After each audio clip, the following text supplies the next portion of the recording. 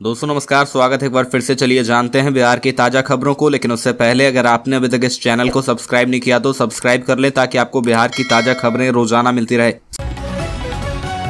सबसे पहली और बड़ी खबर, बिहार में सरकारी जमीन का रैयतीकरण होने पर जिम्मेदार सीओ पर होगी कार्रवाई, हो सकता है निलंबन। भूमि सर्वेक्षण में बिहार सरकार का पक्ष ठीक से नहीं रखने या सरकारी जमीन का रैयतीकरण होने पर जिम्मेदार अंचल अधिकारी पर कार्रवाई होगी। इसके तहत उन्हें निलंबित किया जा सकता है। जरूरत पड़ने पर विभागीय कार्रवाई भी हो सकती है। यह निर्देश राजस्व एवं भूमि सुधार विभाग के अपर मुख्य सचिव ब्रजेश महारोत्रा ने सीतामढ़ी और शिवहर जिले में भूमि सर्वेक्षण की समीक्षा बैठक में दिया है। उन्होंने सभी सरकारी विभागों से कहा है कि सर्वे कर्मियों से मिलकर अपनी जमीन खाता खुलवा लें।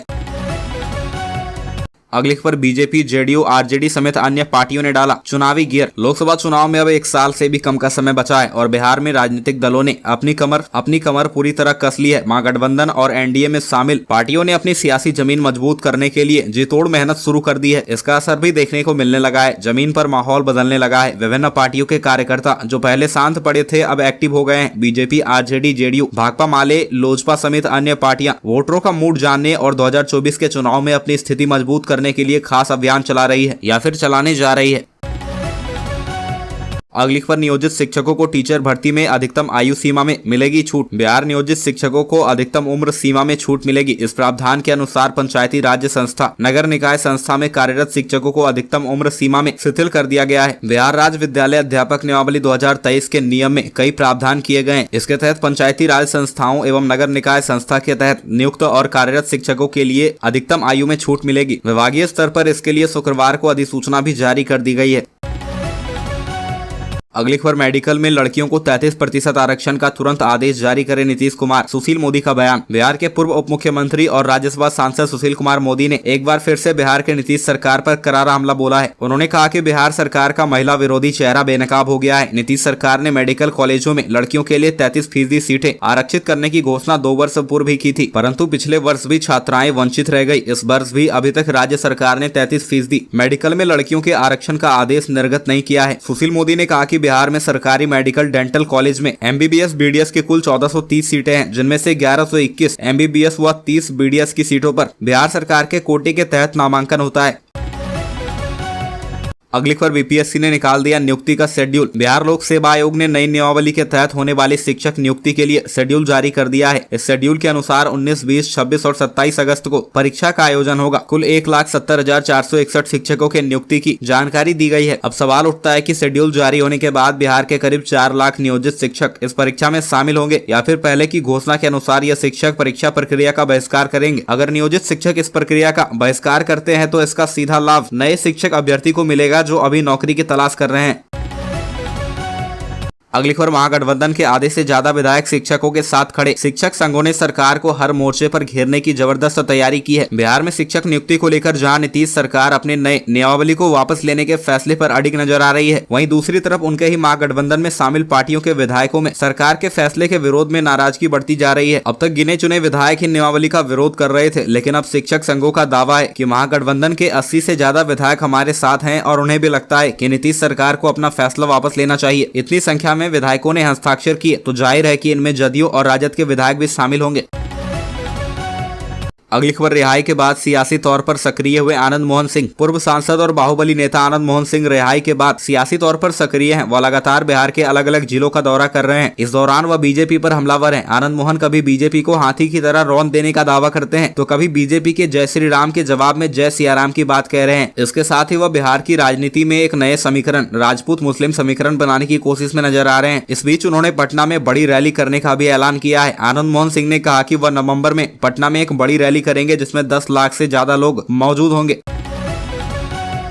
अगली खबर, बिहार के 14 लाख किसान सम्मान निधि योजना से हो सकते हैं वंचित। बिहार के 14,60,000 किसान पीएम सम्मान निधि योजना से वंचित हो सकते हैं। इन किसानों ने अभी तक ई-केवाईसी नहीं कराया है। कृषि विभाग ने डीएओ को जिलावार सूची भेजकर इनका ई-केवाईसी कराने का निर्देश दिया है। यह सूची कृषि समन्वयकों को दी जाएगी। किसानों के घर जाकर हाल ही में लॉन्च हुए मोबाइल ऐप के जरिए समन्वयक ई-केवाईसी की प्रक्रिया पूरी करेंगे। कृषि निदेशक आलोक रंजन घोष ने सभी जिला कृषि पदाधिकारियों की बैठक में इसमें तेजी लाने के लिए जागरूकता अभियान चलाने को कहा है। ज्यादा से ज्यादा किसानों को इसका लाभ मिले, इसके लिए यह कवायद की जा रही है।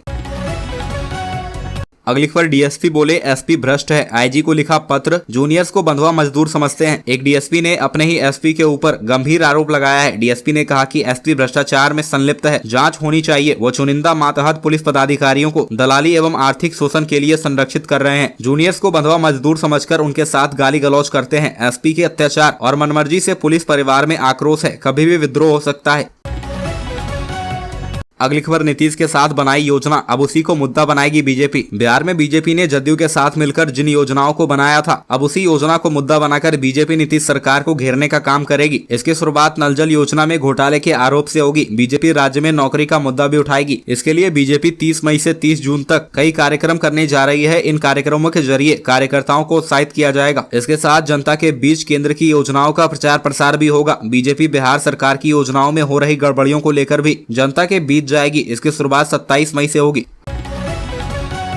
अगली खबर बेगूसराय में शिक्षकों का सरकार के खिलाफ प्रदर्शन। बेगूसराय में शिक्षकों ने बिहार सरकार के खिलाफ विशाल प्रदर्शन किया है। सरकार के खिलाफ जमकर नारेबाजी की है। पहले से नियुक्त सभी नियोजित शिक्षकों को बिना शर्त राज्यकर्मी के रूप में समायोजित करके पुरानी पेंशन लागू करने और अंतर जिला स्थानांतरण समेत विभिन्न मांगों को लेकर बिहार राज्य प्रारंभिक शिक्षक संघ ने आक्रोश मार्च निकाला। बड़ी संख्या में शिक्षक और शिक्षिका मौजूद रहे। यह मार्च बेगूसराय के जेके स्कूल से निकालकर विभिन्न रास्तों से होते हुए जिला शिक्षा पदाधिकारी के कार्यालय पर पहुंचा। शिक्षकों ने सरकार विरोधी नारे भी लगाए।